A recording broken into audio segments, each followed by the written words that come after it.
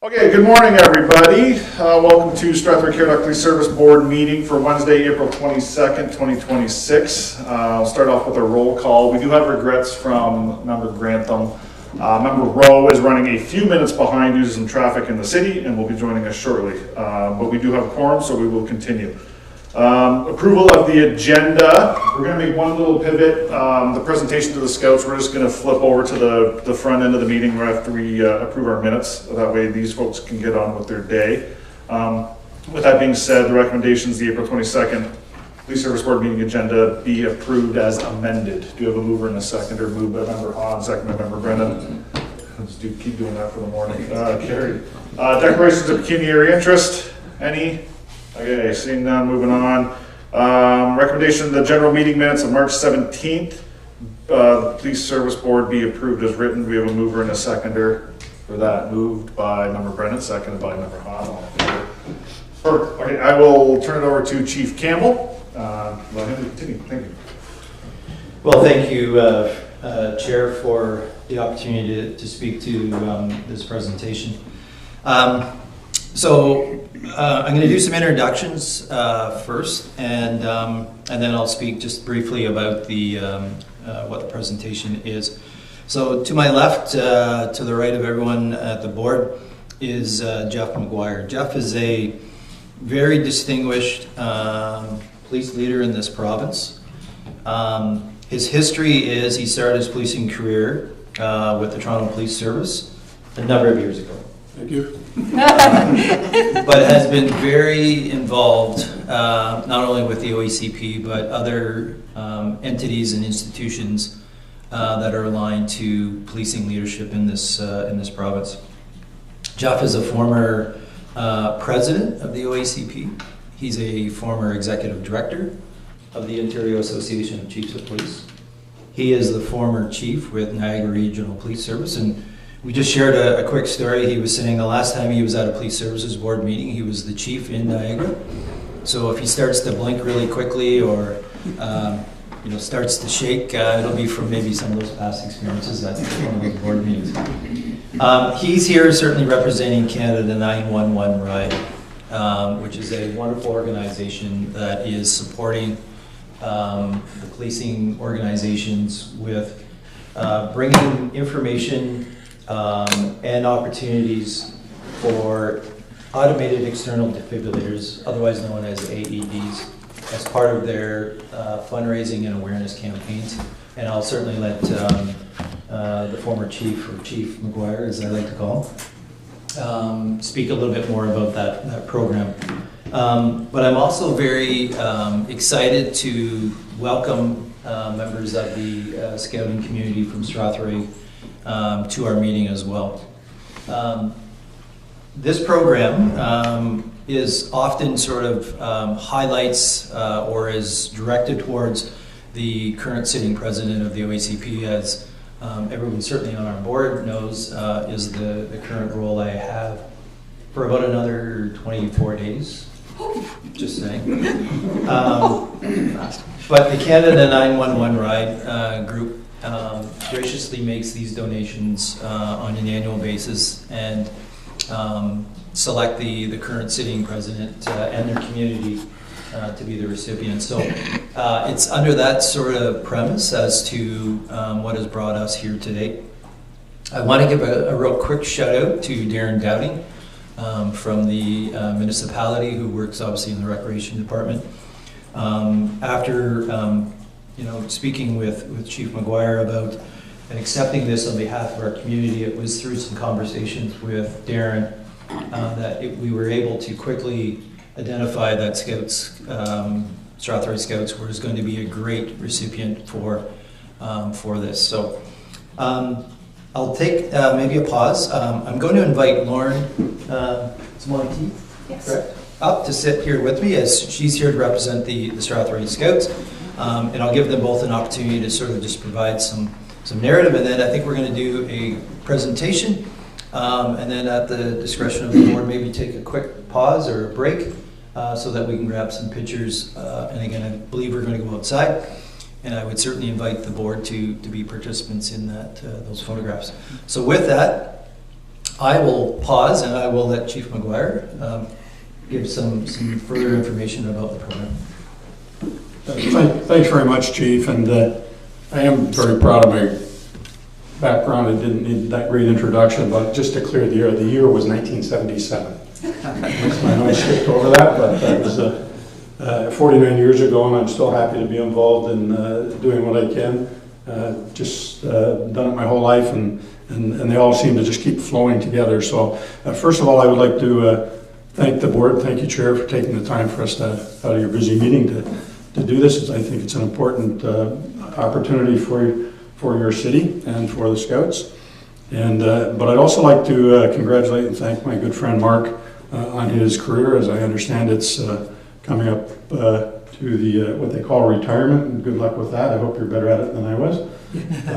But you know, congratulations to Mark. I've had the opportunity to know Mark for many, many years and worked side by side with him through the OACP, through our events, probably mostly over the last decade. And we certainly knew of each other before that. And I congratulate the board for your work on finding an exemplary chief.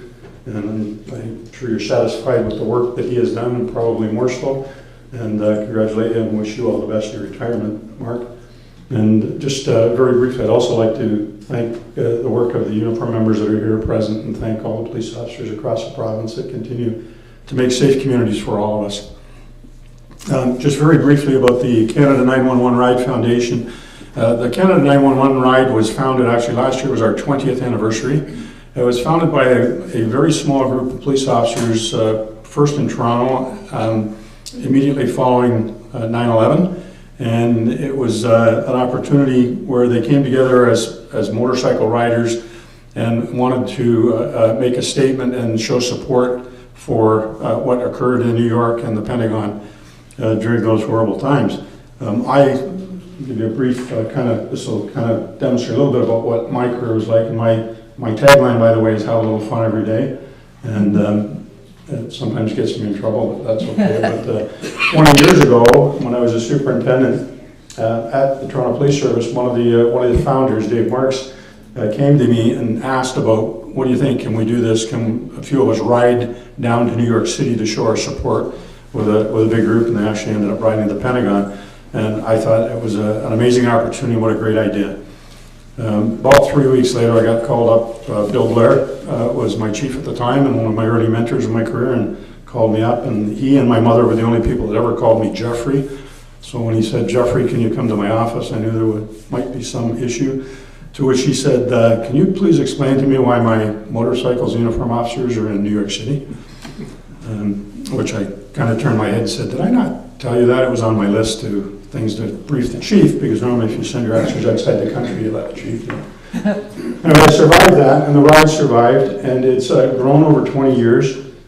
It's the largest fully police escorted motorcycle ride in North America, as far as we know. Canada for sure, there's probably a couple in the States, but the whole point is to bring attention to and support families and police officers and all first responders, police, ambulance, and fire, who have experienced significant trauma and or death in the line of duty. And every year we raise funds and provide a significant amount of money, a lot through philanthropy, but for officers and ambulance, paramedics, firefighters who have lost their lives in the line of duty, to their family, and primarily to children. We've provided full scholarships to the children of some of the families. Andrew Hong, as you may recall, was a Toronto police officer who was killed in the line of duty in Toronto. He was actually a motor officer, and he was one of our escort officers. So everyone that signs up for the ride knew Andrew, and we added a third day to the ride. It's a 3-day ride. We have one that's called Honger's Thunder, which is now the Friday piece of the ride, followed by 2 other days through Ontario. A long, fully guided trip, and the purpose is to raise money. And we also partner since the beginning with the Mikey Network, which is why we're here. The Mikey Network, I'm sure many of you are familiar with, supplies and provides these AEDs. And every year we honor, as I said, a member that has lost their life in the line of duty. Last year, everybody join me knocking on wood. We had the luxury of not having a family to honor in Ontario. We lost no police officers during that year, which was a welcome, but created us with one of those difficult problems you love to have. We didn't have a family to sponsor with our money. So the decision was made to present one of these Mikey AEDs to the Ontario Association of Chiefs of Police to designate as they wished, one to the Ontario Association of Fire Chiefs and one to the Ontario Association of Paramedic Chiefs. So we're making that presentation today. I can tell you that the Mikey Network over the years, and the background of it is behind a home builder who set this up, and it's grown and grown and grown. But over the years, the Mikey Networks themselves have actually saved the lives of 60 people, one being under the age of 1. So it's 60 people are alive because of these. As I mentioned, speaking briefly with Lauren, we'd love to give this to you. I hope you never have to use it. But it's like insurance, and it serves its purpose. Another use that many people don't know with these is that they're often young infants that are treated at the hospital for varying conditions, primarily I suspect around heart issues, that are not permitted to go home unless the family has one of these at home suitable for an infant and properly trained. These are not inexpensive. As you know, they're not overly expensive, but they're not inexpensive. Many families cannot afford them. The Mikey Network has donated them to families to take home so they can take their child home until the point that they no longer need it at home. So, without saying much further, it's an incredible charity. It's an incredible opportunity. I am here on behalf of the Board of Directors of the Canada 911 Ride Foundation, and I'm specifically honored to present it to my friend and colleague, Chief Campbell, and his choice has been for the Scouts locally, as you've heard, and I'll give them an opportunity to speak. But I just want to thank you again for giving us the opportunity, and I want to thank all the Scouts for being here so that we can make this presentation. Thank you. Thanks, Jeff. A couple of things I probably should clarify. I know the board, I think everyone sort of grabbed their chest when you mentioned retirement. My 21 days, 24 days is actually only for the OECP presidency. And in case my wife is watching this online, I'm not retiring. So I guess I'm a job offer, the chair talked to me about Yeah. Never say never. So it's, and I thank, again, Jeff and his review of what Canada 911. Just before I talk a little bit about Scouts, the Strathroy Scouting group here, I just want to highlight the fact that this organization is really representative of the space that police organizations throughout this province occupy in regards to focusing their efforts to raise awareness to issues, but more importantly, funds to help support families and communities in areas where they sometimes need that help. And I've sat at enough conferences, meetings, and listened to presentations from groups such as Canada 911 and other organizations that are supported through police organizations, and you'll hear a little bit more in this meeting about certainly the OECP's commitment to Special Olympics. So I want to acknowledge, policing, those in the policing sector have huge hearts and exercise their interest and their activities towards helping communities, not only during their time as a sworn or a civilian member in an organization, but as Jeff clearly has articulated, even post-policing career, they continue on in these pathways of, as I say, raising awareness and raising funds to help support many, many community groups. Strathroy Scouts, it's a great honor again to have this such large representation from this community group. This board, obviously, through our strategic plan, have identified a lot of different priorities, one being our ability to connect with our community members and promoting community safety and providing exemplary customer service to our community members. This donation today highlights how we are continuing to strive to meet the goals of our strategic priority, not only as a board and as a service, but to our wonderful community. As an organization, we certainly strive to be and highlight the fact that we are a community-based policing organization, and relationships within our community are vital. They're vital for our ability to provide the services that this community deserves. One of the areas that we as an organization focuses on is building relationships with youth in our community. And I hope that as we sort of continue to tell this story about this opportunity and this donation, it helps highlight the fact that youth and what they mean to us as an organization in enhancing community safety is so important. So I'll just leave it at that in regards to how important I think it is for them. Lauren, I'll certainly turn the mic or the floor over to you to provide some words from Strathroy-Caradoc. Thank you very much. My name is Lauren Monteith, and I am the Group Commissioner of the 1st Strathroy Scouts. I would like to thank Chiefs Campbell and McGuire. We are very, very blessed. I represent 150 people in our organization, and we pull from all of the communities within Strathroy-Caradoc. We have members from every single part of this community. And so we are volunteer-led, and like I said, there's 150 members, so about 100 different families are in the Scout House every single week. We participate in community events throughout Strathroy-Caradoc. Most importantly, coming up, it would be the Strathroy Hometown Festival, where we are present.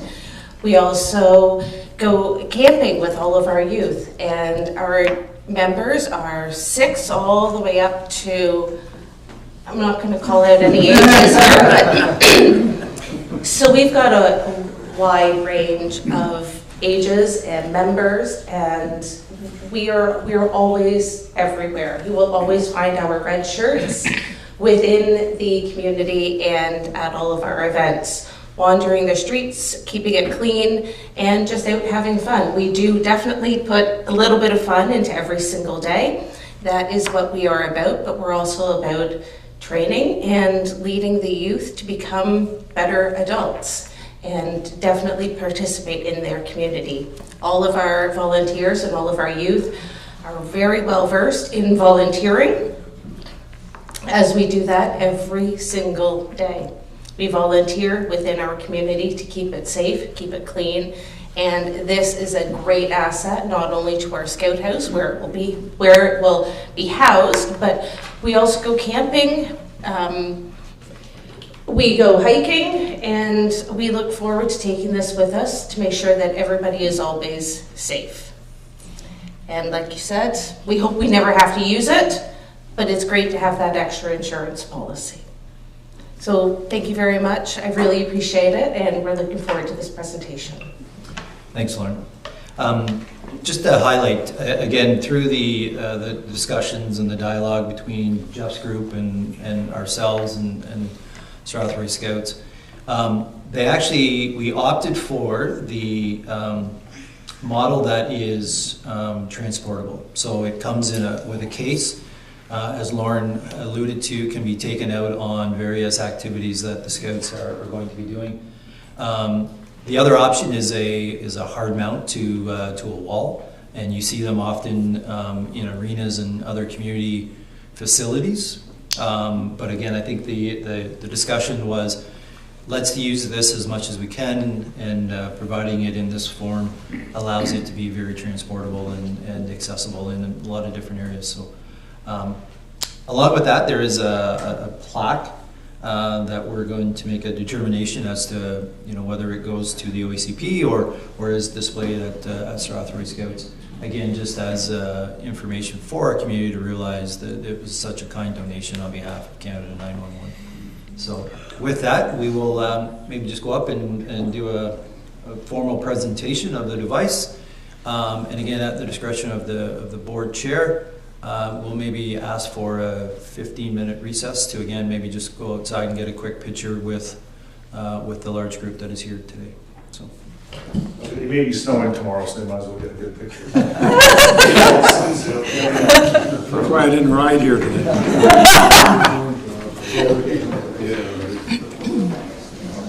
So we'll do a quick picture maybe with the three of us, and then we'll head outside with the larger group. Unit side, okay. Shows a bench in the city, eh? Yeah.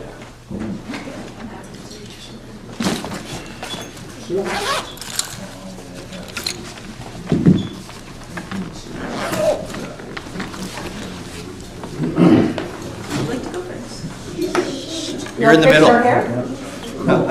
Yeah. I'm gonna give you that, Mark.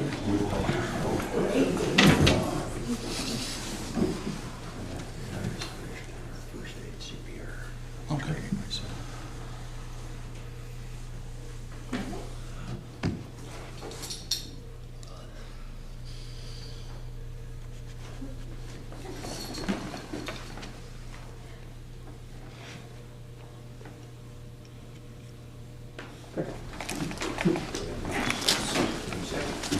Look at this. That's awesome. Okay, so we'll go give one for free.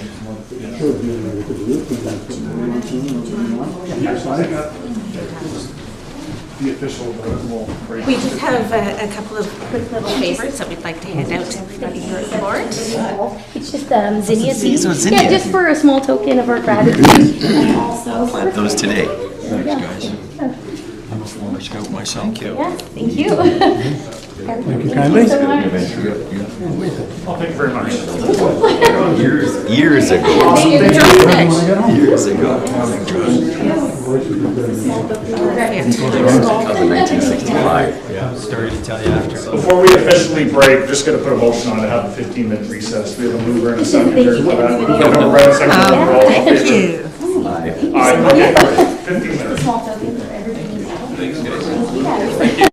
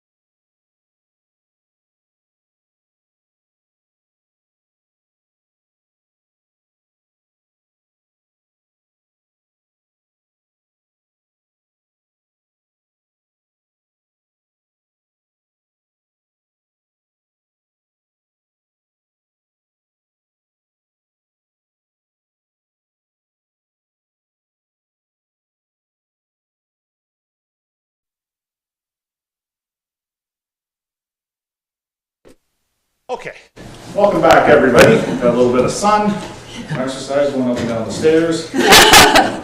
So we will continue on. It brings us to a presentation by Constable Lockwood about our Youth Summer Insight Program. So we will kick it back over to the Chief and the Constable. Thank you. Thanks again, Chair, and I really want to thank you for taking that pause and being able to help celebrate the first presentation with the Strathroy Scouts and their group. And just being able to sort of get outside, certainly in this nice weather. And I heard there might have been a motion to carry on outside, but I think due to some technical issues, we probably had to move back in. So yeah, the second presentation from Constable Lockwood is about the introduction of a new program the police service is looking to implement. Again, following in line with our strategic priorities about community safety, engaging our youth. You will hear some of the highlights about what this program offers.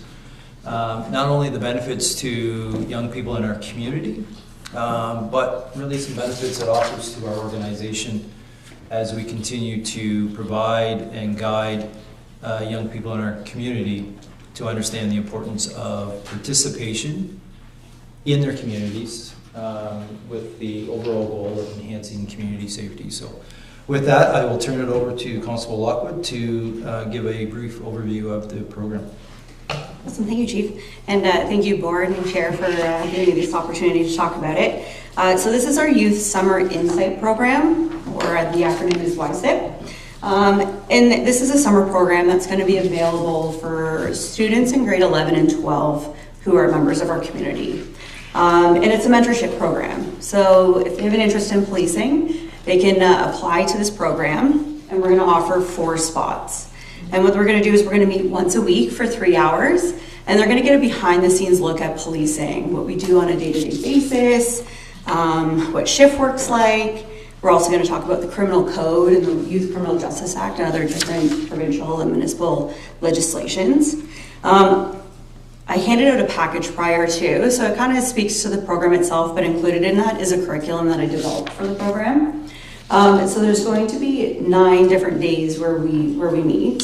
So it outlines what we're going to be going through. Now, one of the opportunities is that they're going to get to go out to the Ontario Police College to actually tour the campus, to see where the officers learn everything that they know, as well as having a mentorship lunch with the officers that are there training right now.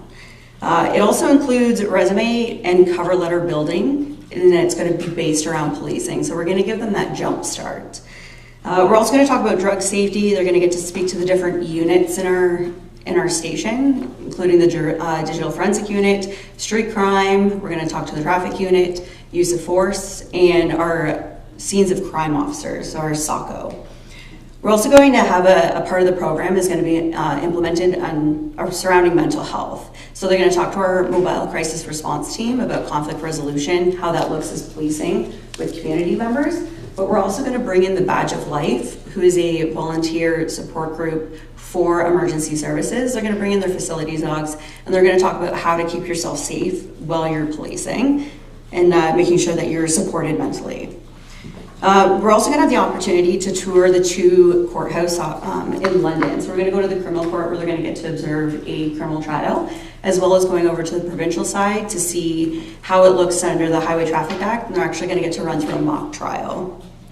And then they're also going to have the opportunity to sit within our communications to see how those 911 calls and how it starts from the call right straight through to the finish with the uniform members. But the great thing about this program is that we're implementing a project. So the students coming in are going to identify an issue that they believe is within the municipality, and throughout the 8 weeks, they're going to work through it. So they're going to safely talk to neighbors and friends and family members to see how they can maybe come up with ideas. And then they're going to present that to us, and us as a service is going to look at ideas to help resolve those conflicts. The great thing is that we're going to get the youth's perspective of what they want to see changed in our community. This program, we're going to be able to offer them their hours towards their Ontario Secondary School diploma. So As much as that this is a volunteering of their time, they're actually going to get credit for it. But yeah, so I'm looking forward to it. We want to be able to mentor our students that are interested in policing and give them that step forward and see how they can maybe blend in with our Strathroy-Caradoc police family.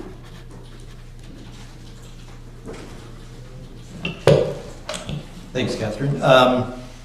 So what we'll maybe do is certainly just open it up, and if there's any questions from any of the board members. Again, just if I could just sort of highlight a couple of really important, important points about the program. This is one that other organizations, other police services have and are running, that are supported certainly within those communities and by their boards. Two important points, obviously, to make. There is no financial sort of impact to the service, to the organization, in regards to these aren't paid positions. There aren't exorbitant extra costs. There'll be some maybe some minor costings that we might invest in regards to perhaps some clothing like a T-shirt or something, and some minor activities. And then from a liability perspective, these are not members, young members who are going to be out in cruisers attending calls, put in harm's way. This is more of a back end, seeing the police organization from sort of the inside of the organization. It's about building relationships with our members. And again, as Catherine talked about, some outside opportunities to get to some of the other institutions that are involved in the policing sector, i.e. the justice system, the training and the education at the police college.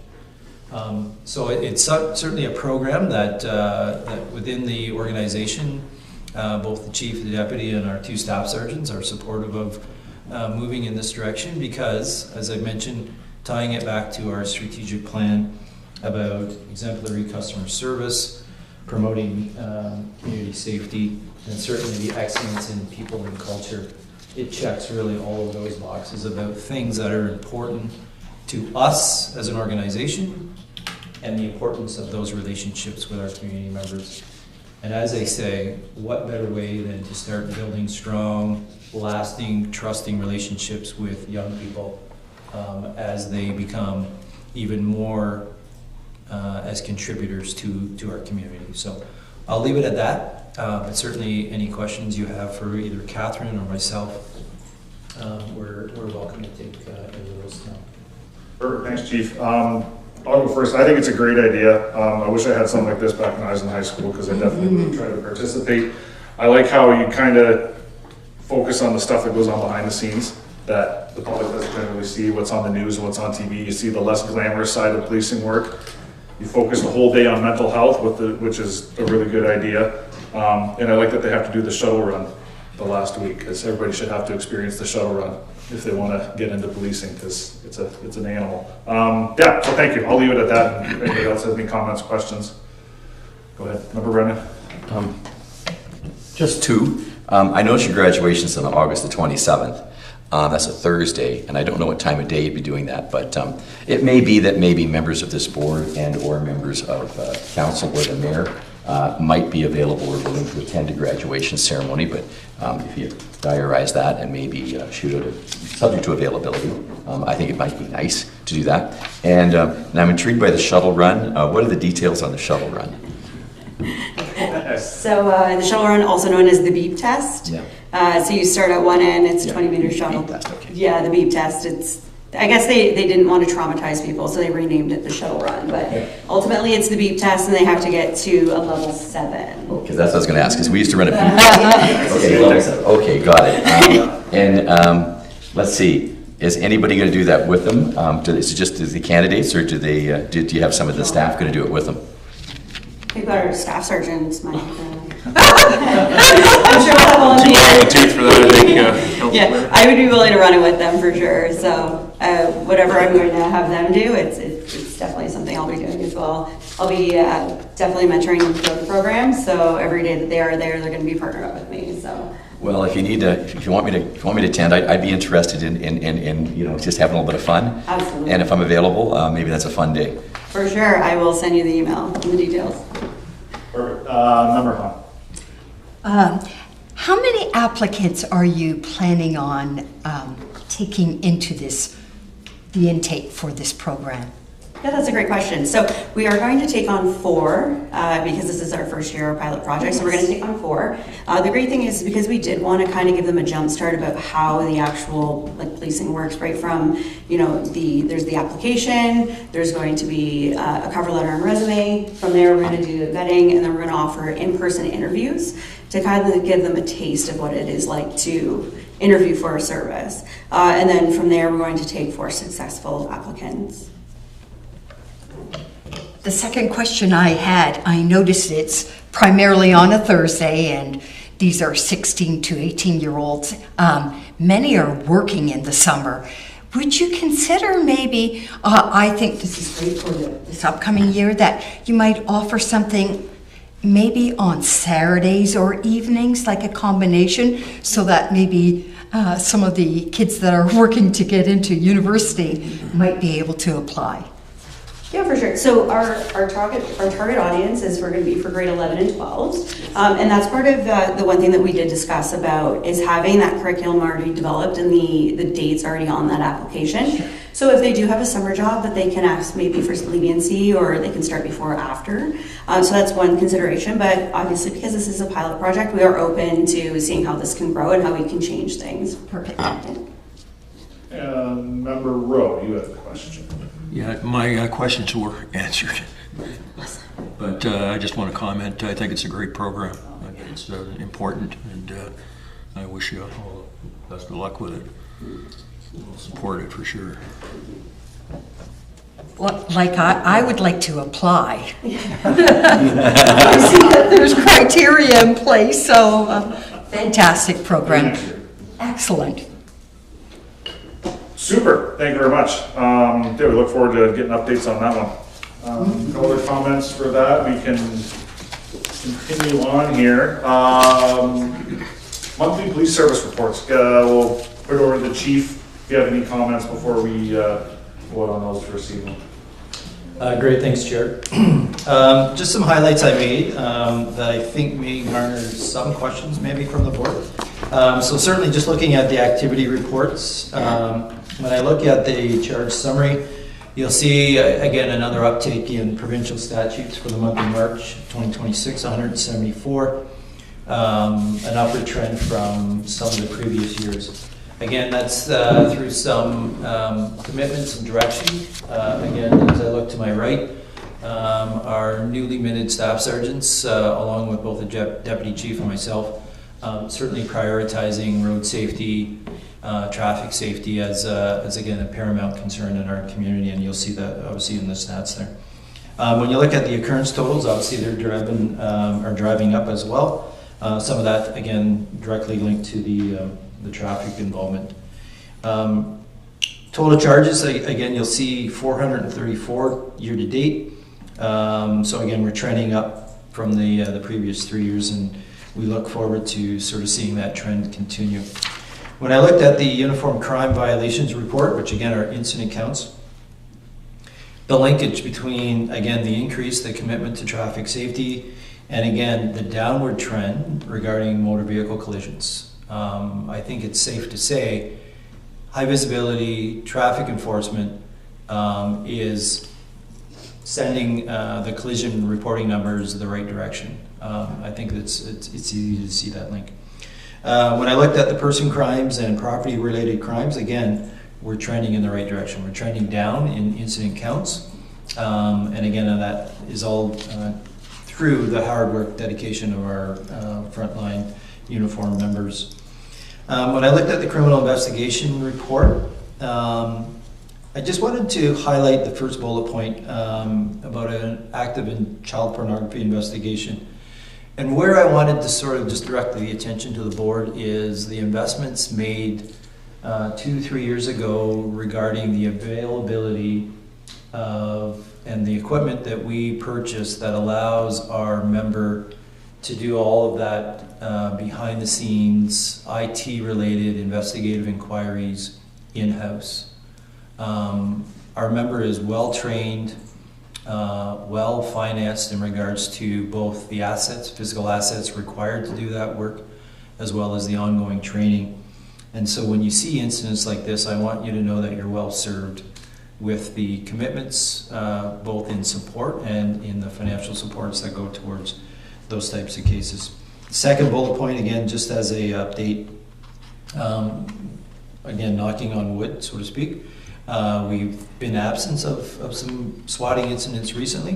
We do continue to have both Constable Lockwood and other uniformed members doing checks at the schools to, again, bring about that sense of community safety through the presence of members in the building.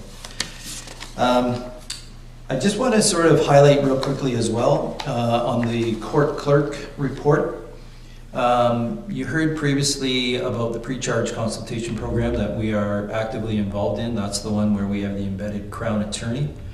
So we're starting to produce some of the numbers about the pre-charge consultation packages. Those are cases that have appeared before the Crown. And so we're going to be wanting to ensure that we continue to talk about what that program looks like and the value that it affords our organization.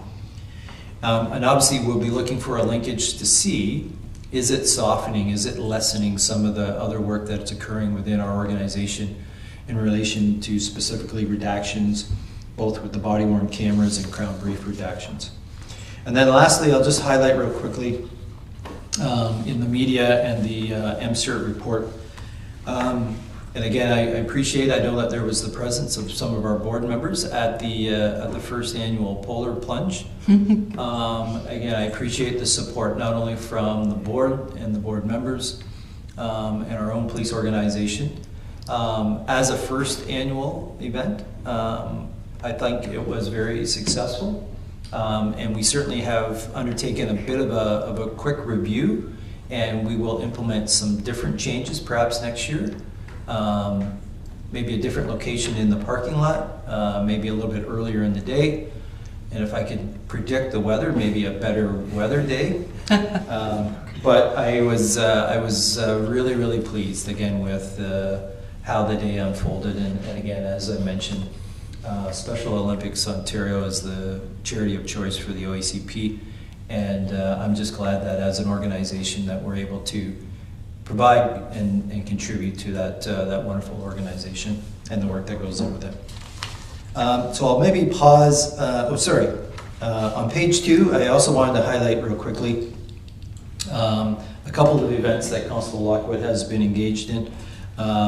Both herself and Constable Jeff Hare, who is with the Middlesex OPP, combined forces and did a bunch of fraud prevention presentations.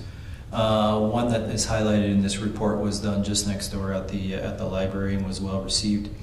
And then Catherine also hosted a Women in Policing and a 911 communication information session. Again, as we continue to ensure we open doors for those who may be interested in coming into the policing profession. So with that, I will pause and take any questions from any of the board. Sure, thanks, Chief. Questions from anybody? Member Brennan? Thank you. I'm going to talk about rolling stops here in town. As a retired guy who does a lot of walking, I get out there and I walk every morning. And in the last month, on a personal level, I've had 3 incidents where I've been at crosswalks and people have rolled and nearly hit me, come really close. One where I actually have to throw my hands up and kind of expletive deleted, you know, I'm walking here, you know, that kind of thing. So anecdotally, you know, there's a lot of rolling stops going on. And I guess I'm wondering, I know we can't be everywhere in the cars, but are there any pieces of technology that we can acquire or investigate that might be helpful for automatic detection of coming to a full stop in high traffic areas?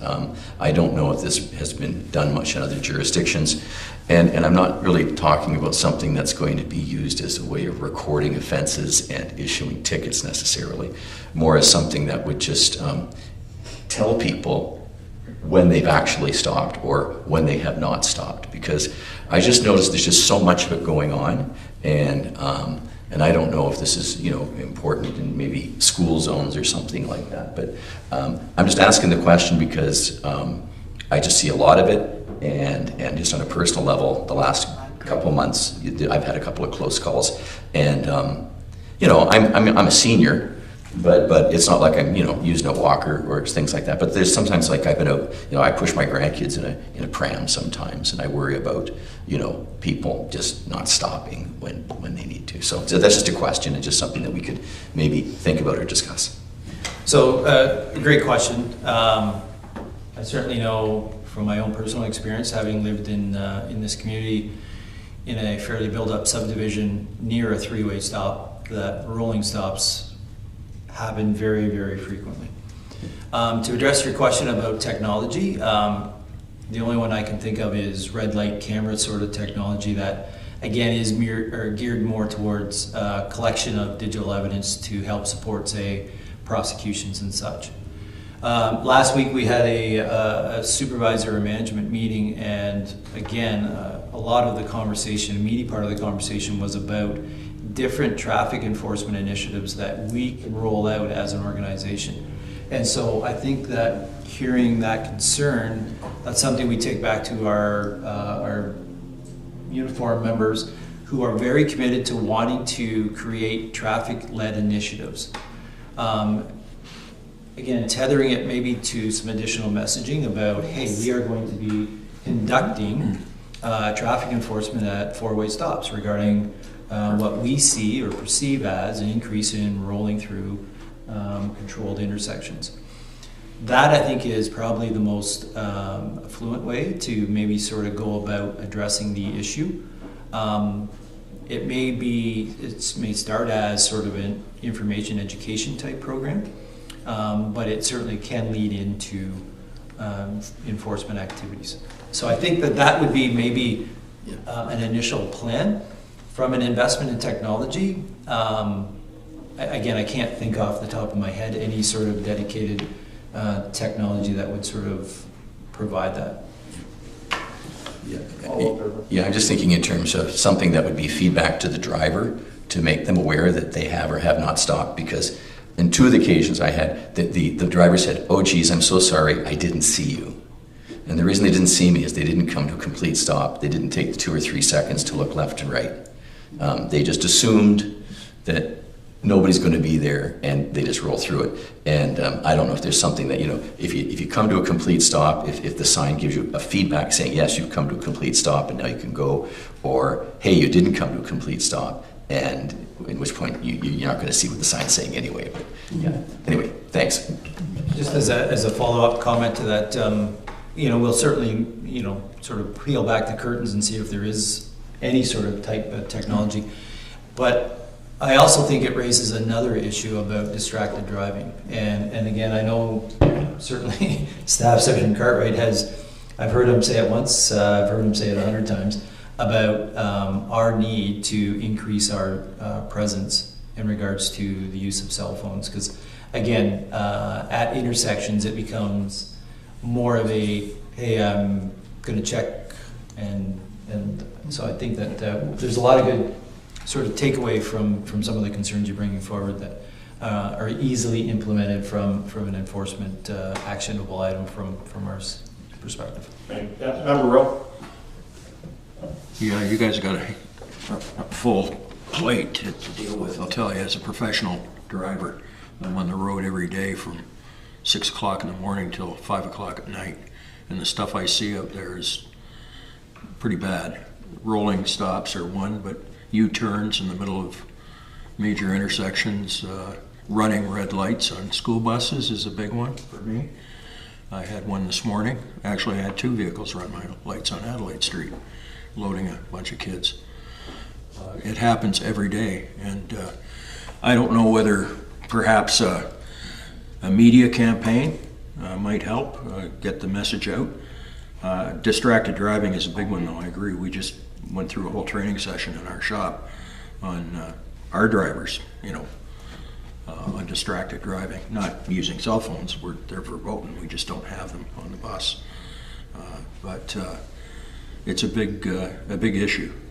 And I don't know what the solution is, but it's something to certainly focus some attention on, because it's easy to miss somebody if you're not looking all the time.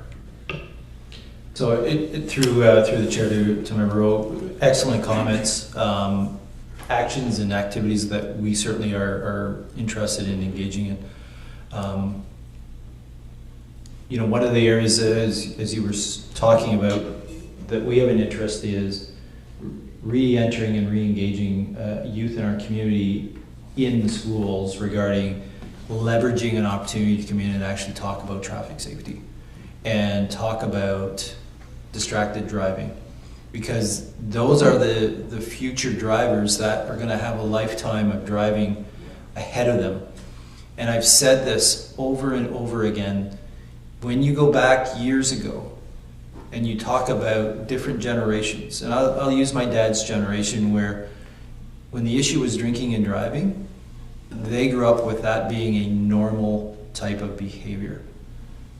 My generation, it really became taboo, and it became not only morally wrong, but legally wrong.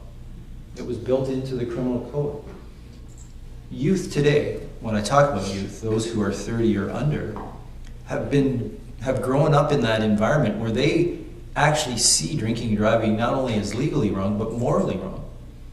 So when you compare that to, say, their grandparents' generation, it's a different disconnect. So we have this great opportunity to land back and provide education and training to young people to reinforce not only the legal issues, but to identify it as a moral issue, and to start taking cell phones out of the hands of drivers, and that it is wrong to be doing that.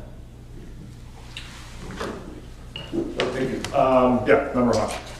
Going on that discussion point also, it's also pedestrians with their cell phones at four-way stops and that have no idea of their surroundings as they're also walking in. Of course, this isn't to you at all, John, but we see this so often. They're just blindly walking through crosswalks without even looking to see what light color the light is. And but at any rate, how do you stop a pedestrian? And I don't know if there's ways you can stop pedestrians to say you need to be aware of your surroundings. But again, another great question through the chair to Member Hahn. I guess one of the ways to reach those pedestrians is to pick them up off the ground. Seriously, you know, we live in a society where people are distracted at every turn of their day. And again, I think it's important, obviously, that we continue to provide strong messaging about, you know, the value of being aware of your surroundings, whether you're a pedestrian or a motorist. I also want to sort of highlight, and I know it wasn't really a question that was raised here, we've been working again with Walter Easter, and I know that this is an issue at council about the implementation of a e-bike and a electric bike related bylaw. And you know, so we certainly have been consulted and are contributing to the formation and the creation of a bylaw that I believe is probably almost in a form where it's ready to be presented as a report to council. That in itself is yet another area of concern, because it highlights youth who are generally using certainly the scooters. There is a greater presence of e-bikes that travel at tremendous speeds. We are seeing a consistency of the lack of wearing of safety equipment, including helmets.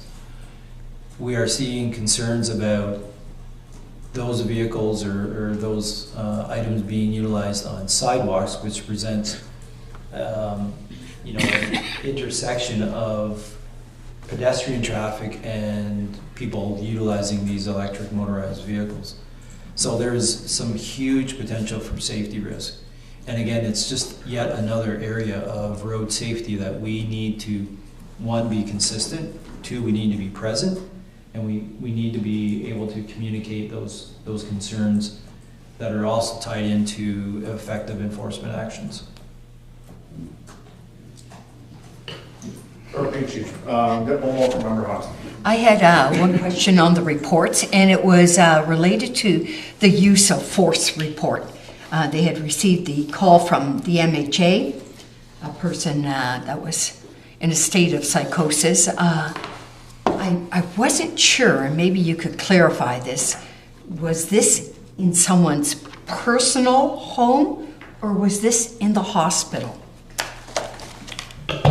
So through the chair to Member Hunt, so this incident occurred in the residence after a response Someone's home. from a family member for us to respond to an incident based within the home. Thank you. That made a difference in my follow-up questions. Thank you.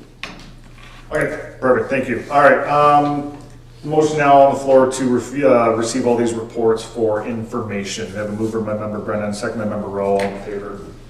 Perfect. Number 7, normally Doug Payne would have spoke to this one about the employee pool benefits carrier change.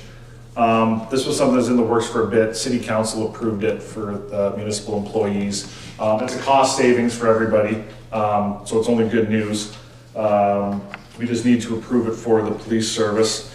Recommendations that the police service board approve the change in pooled benefits carried to Equitable Life, subject to any notice requirements and approvals from affected parties, and that the police service board approves staff engaging with the claim to provide adjudication and disability management services, and that the police service board approve an increase in the non-evidence maximum for its long-term disability program for the police chief and the deputy police chief. Just need to, do you have a question first? Or Just a comment, to see the reasons why this is a good idea, just take a look at the last council meeting. We had the identical item, and Doug was there, and he explained all the advantages. And it is an overall cost savings, and there are numerous advantages. I'm not an expert, but if anybody really wants to know, who's watching this meeting right now, take a look at the municipal council meeting that we just had. It was fully explained by Doug. Perfect. Thank you, Brent. Okay, so the mover and a seconder for this, then moved by Member Rowe, seconded by Member Hahn. All in favor? Perfect.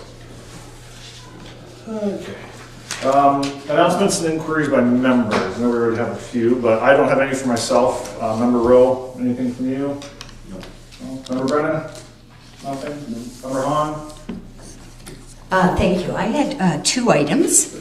Let me just see. One was I really appreciated Constable Lockwood's. Last week she brought forward, I would call it in-house for the National Public Safety Week, and she profiled some of your 911 callers, and I thought that was terrific. It was definitely on Facebook. I'm not sure where else, but what a great way to profile their importance in the community. So if you could bring back that compliment, I really appreciated that. The second item I had was related to, and you may have seen it on television just the last day or two, but it was also an article in the London Free Press, and it was about Crime Stoppers. Warns of uncertain future due to fundraising shortfalls. Interesting. I did not know that they were a donation-dependent organization, Crime Stoppers. I thought it was being paid through through Ontario. And there was also a point about, it said 40% of Crime Stoppers chapters receive some type of funding from police boards. And of course, I personally feel that this is a really crucial program for communities to have. And I like their idea about the anonymous tips, that people will never have to think that they would be brought into a trial to provide comments and that there's also maybe a small reward allowed if a person does bring someone to be apprehended. So when I was understanding, and it was on TV, that they're in a bit of a financial crisis, and maybe going towards some of our two previous presentations, I wanted to suggest two things. So I wanted to ask maybe the chief first, but I'll bring forward my second part too. If he could maybe talk to us about the advantages that they have found with Strathroy-Caradoc Police in the last year, maybe about tips, how frequently you receive tips, are they valuable, and do they often bring you to not necessarily an apprehension, but address a situation. And then secondly, I would like to reach out to our board and see if they would consider a donation to this, what I feel is an important program. And I know that I looked under our board budget, so that's our board budget, not the police board, and we had $1,000 in there for promotion / public relations. We also had $3,000 in education.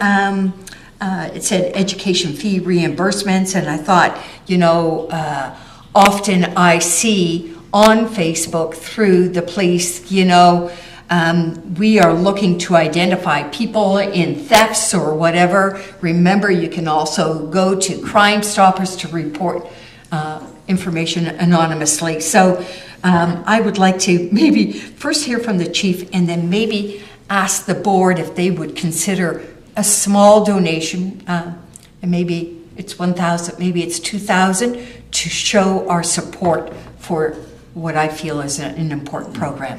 Thanks. So through the chair to Member Hahn, a wonderful topic, some good suggestions and questions within your comments there. I'll maybe start just by talking about the program, and as long as I have been certainly sitting in this role and in previous roles and involved with and at meetings with Crime Stoppers, the issue of funding has always been prevalent because of the way that it is structured. Mm-hmm. I saw a bit of the media story earlier this week, and the issue raised by the chair of the Crime Stoppers, the London Middlesex Crime Stoppers, is an issue that has never been addressed either at the provincial or federal level, more at the provincial level.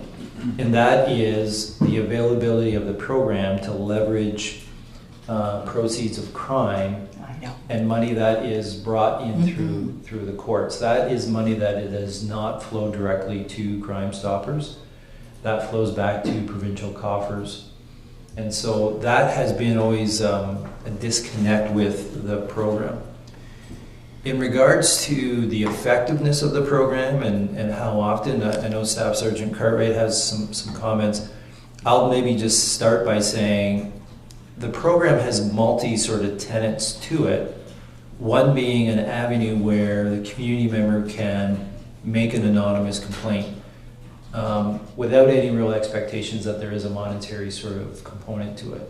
And so for that reason, and that reason alone, the program has tremendous value because it affords participation in the justice system by people who are sometimes on the peripheral, perhaps aren't involved as a witness or closely to the investigation, but have information. And this allows a portal for them to sort of participate and provide information, albeit sometimes small and inconsequential at the time, but can lead us down a path of furthering an investigation and perhaps leading to an arrest and charges. So there is tremendous value in the program. In regards to specifics, I'll maybe defer and let Staff Sergeant Cartwright talk a little bit about some of our activities or how often it's occurring. But I will say that we see tremendous value in the program. Thanks, Chief. And just to enlighten the board a little bit, the Crime Stoppers is alive and well with our police service. We We receive significant number of tips. I get them via email, and they can be assigned to the investigating officer should it be specific to an acute investigation. A lot of times the information comes in that is just more broad. A lot of traffic type of complaints come in via Crime Stoppers. And often the information's credible, the information's good, and we're able to act on that information. So yeah, I just wanted to make sure, you know, I appreciate that you recognize that it needs funding, because it is something that we deal with quite often at our police service. So, and we've had lots of success. Some of our larger investigations that may involve some drugs, that may involve larger crimes. There are people out there that have that information that don't want to talk to the police, and this is a way that they can get the information to us, and we verify that information. We can use it, but it also, you know, it's often what I would call like quality of life issues in the community: traffic, neighborhood issues, you know, youth drinking, youth loitering. All of these come in. We vet them. We have a look at them, decide how are we going to action them. Some of them are like for information only type of things. We can use them as sort of as intelligence or information. But yeah, it's administered by London Police, the OPP. So it's a really good program. In fact, I had an email from the director the other day, and I concurred that it's a great program, and hopefully it's maintained and carries on. It's an option for, like the chief said, it's an option for people in the community who want to help, who want to make sure they're contributing, but they're maybe nervous about involving themselves in the system. So it's crucial, and hopefully it's maintained. Could I ask the chief, and I had looked at also proceeds of crime. I saw our budget line item. However, they had an expense right away, and I know what that expense is for. But why would Ontario, and maybe in your role as with the Ontario Association, why would they not look at potentially those proceeds being distributed to that valuable organization? So again, another great question. So through the chair to Member Hahn. So through the OACP, we have had several continuous conversations with the province about funding of the justice system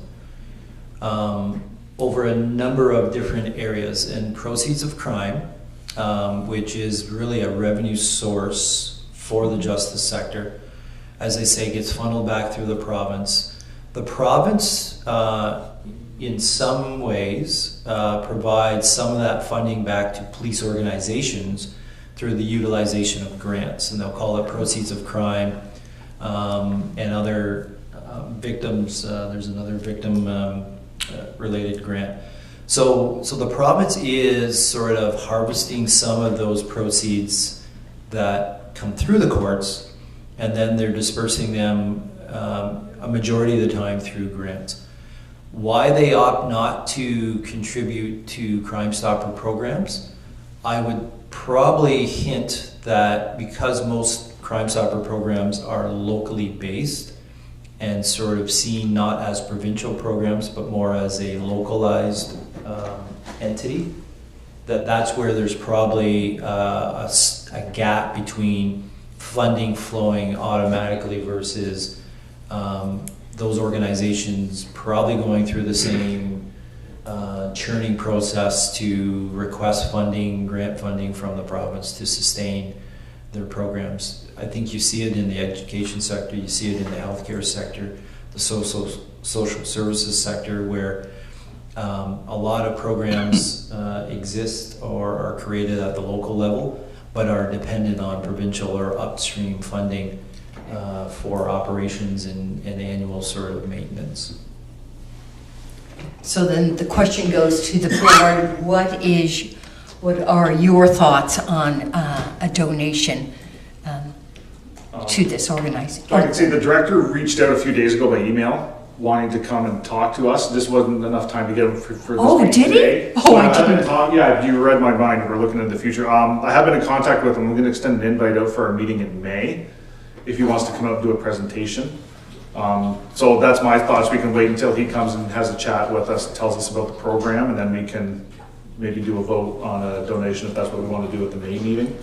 Sure. Before we have a Perfect. chance to hear from him. Okay. Everybody's cool with that?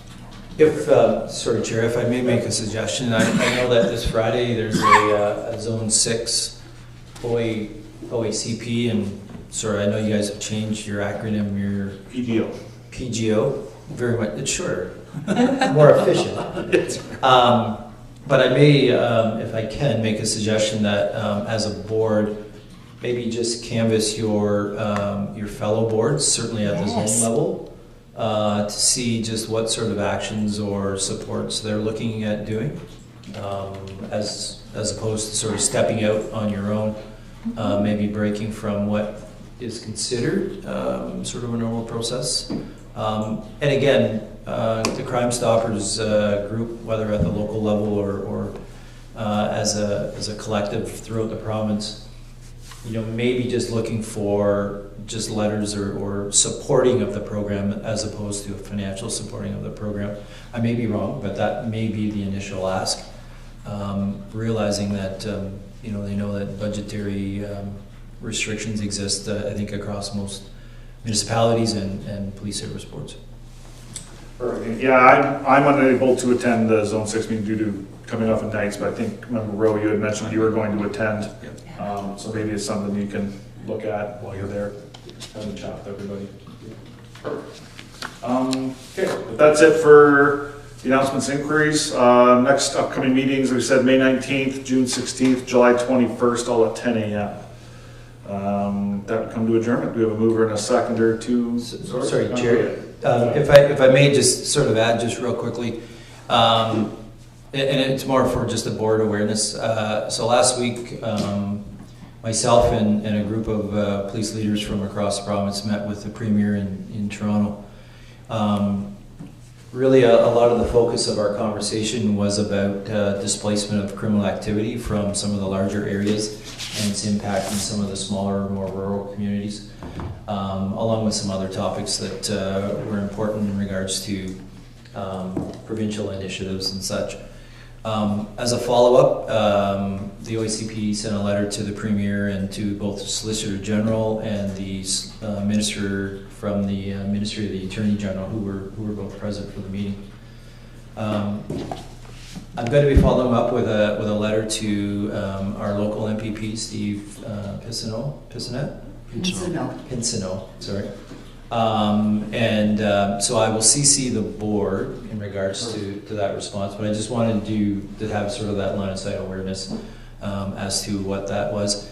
A lot of my colleagues will be sending that similar letter to their local MPPs. It was part of our strategy, both pre and post meeting with the Premier. Another area, certainly, of the discussions with the Premier has to do with the justice system that we as police are obviously participants in, and really almost an extension of our conversation here today about the funding challenges that go with the system, whether it's funding streams that police organizations certainly are looking to be able to access regarding the ever-increasing digital evidence and how we connect that information and sharing with the courts, but also supporting our friends from the Ministry of the Attorney General as they continue to find greater capacity, whether that's through additional crowns, court clerk staff, judges in the courtrooms, to be able to handle the ever-increasing volume of cases that appear in our justice system. So I wanted to sort of just mark that as a highlight for the board, and that when you see a correspondence come in through the board secretary, you have some context as to, okay, well, that's what that letter referenced. So. Okay. Perfect. Thank you, Chief. Okay, we move on with the adjournment. Mover and a seconder to adjourn. Moved by Member Brennan, seconded by Member Hahn. All in favor? Perfect. Thank you, Chair.